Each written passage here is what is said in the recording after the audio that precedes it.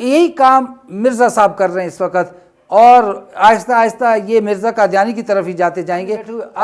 کیا فرمایا علی بھائی، آپ اس بارے میں بات کر، علی بھائی کیا بھاڑ میں ہے، کیا تمہارا علی بھائی؟ خالی نام علی رکھنے سے کوئی علم کا دروازہ نہیں بن جاتا، ہر خان گل خان نہیں ہوتا میرے بھائی، ہر داڑھی والا مسئلہ بتانے والا نہیں ہوتا، پھر پڑ جاتے ان کے پیچھے۔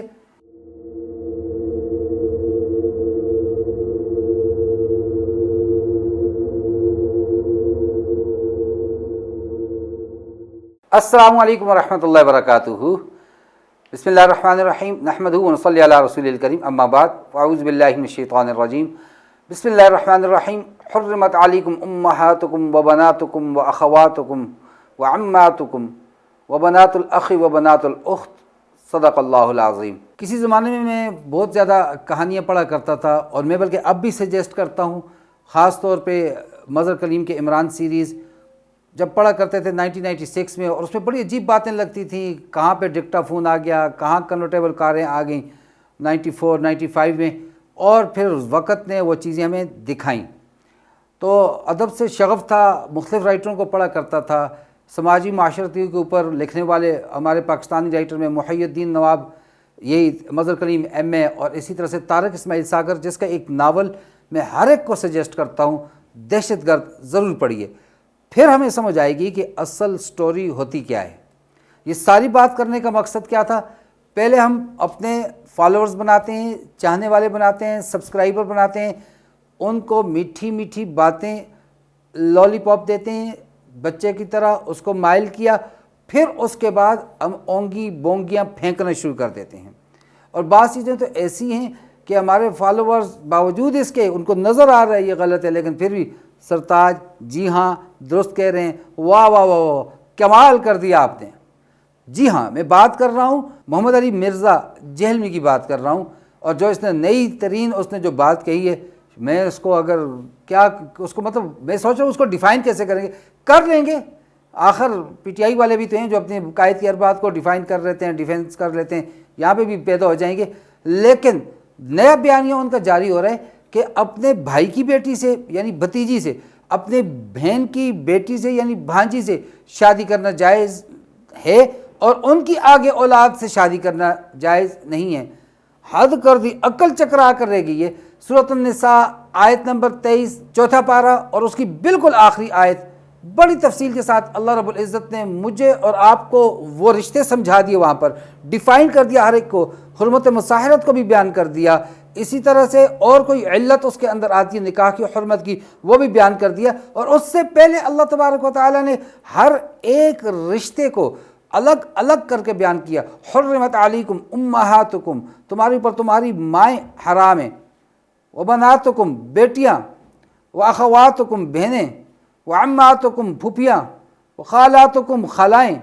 وبنات الاخ تمہارے بھائی کی بیٹی بھتیجی، وبنات الاخت بھانجی تمہاری بہن کی بیٹی۔ صاف طور پہ اللہ تبارک و تعالیٰ نے وہاں پر الفاظ فرما دیے، اور عربی میں یہ بھی نہیں کہہ سکتے ہم، چونکہ ہمارے محمد علی صاحب تو عربی کے بہت ماہر ہیں، اور ان کا میں سنتا ہوں، کبھی کبھی حیرت ہوتی ہے کہ ان کے سننے والے ان کو سنتے کیسے ہیں یار، کہ خانہ کعبہ کے امام وہ بھی عین نہیں کرتے، نستعین کر جاتے ہیں عین کو، کیونکہ اس پہ بہت زور لگتا ہے، وہ تو عام گفتگو کریں، ان کو تو عربی لب و لہجہ۔ آپ صلی اللہ تعالیٰ علیہ وسلم نے کیا فرمایا تھا؟ اقرأ القرآن بالحون العرب واصواتها، عربوں کے لہجوں اور آوازوں میں قرآن کو پڑھو، وہ تو عام گفتگو میں بھی ان کا عین قاف بالکل کلیئر، بالکل، تو ان کے بارے میں کہہ رہے ہیں ان کو پڑھنا نہیں آتا، اور ان کو حضرت کو زیادہ پڑھنا آتا ہے، یہ زیادہ ماہر مجود ہوتا ہے۔ بہرحال وہ میں دوسری ویڈیوز میں ان کی وہ سارے کچے چٹے کھول چکا ہوں، لیکن یہ جو بات اس نے کی ہے یہ سراسر قرآن کے حکم کے خلاف ہے، بالکل اگینسٹ ہے قرآن کے۔ ایسا کوئی عمل کہیں پر بھی ثابت نہیں ہے، نہ قرآن سے، نہ حدیث سے، نہ تعامل صحابہ سے، نعوذ باللہ، کہ جو اس نے بات کہی ہے۔ تو میرے بھائی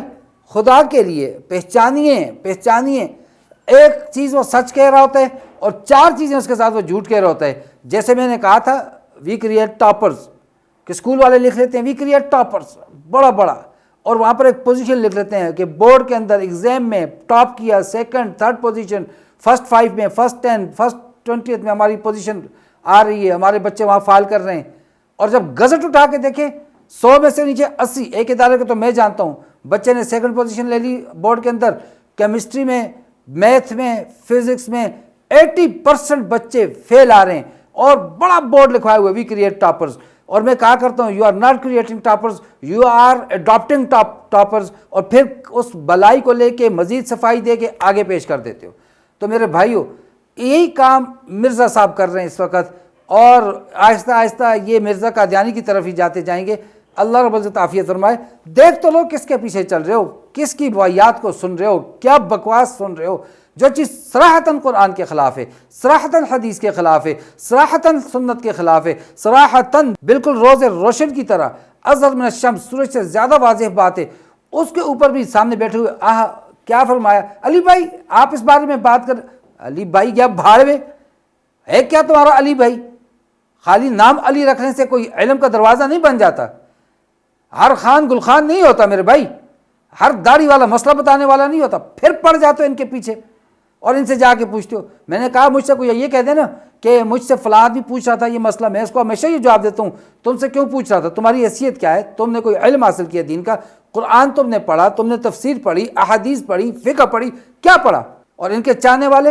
فقہ بند، ڈیمیج ہیز بین ڈن، اور فقہ بند ہوگی، تمہیں پتہ ہے فقہ کس کو کہتے ہیں؟ یہ بھی قرآن کی آیت کا انکار ہے۔ سورۃ التوبہ سیکنڈ لاسٹ رکوع اللہ خود فرماتے ہیں وَلِيَتَفَقَّهُوا فِي الدِّينِ، کہ تاکہ وہ دین کی سمجھ بوجھ حاصل کریں، تم لوگوں کو سمجھ بوجھ بعد میں واپس آنے کو والوں کو سکھائیں۔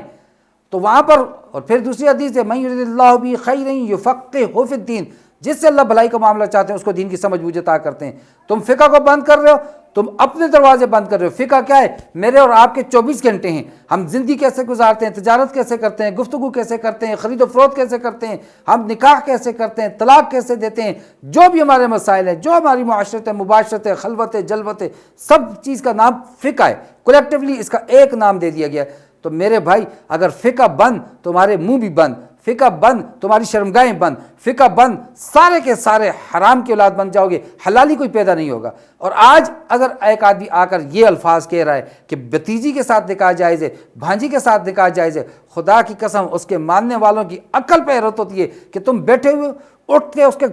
وہاں پہ تم گردن کیوں نہیں پکڑتے کہ قرآن کے حکم کے خلاف بات کر رہے ہو۔ تو میرے بھائیوں اندھی تقلید نہ کرو، اللہ نے عقل دی ہے، اللہ نے شعور دیا ہے، اللہ نے سمجھ بوجھ عطا کی ہے، لہٰذا خدا کے